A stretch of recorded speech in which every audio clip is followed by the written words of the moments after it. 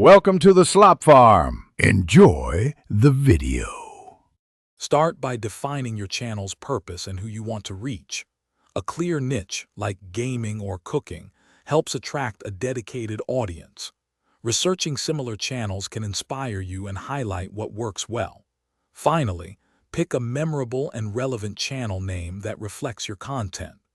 This foundational step is crucial for long-term success and building a strong brand identity.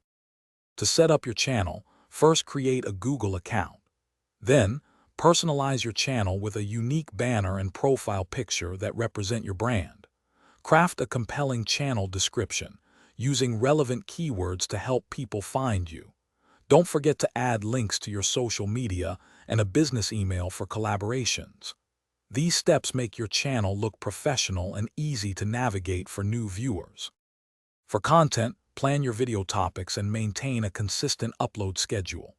Quality matters, so invest in good audio and video equipment, even if it's just your smartphone. Learn basic editing to make your videos engaging and professional.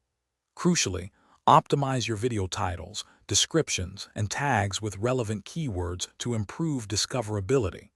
Aim for videos between 8 and 15 minutes for optimal engagement.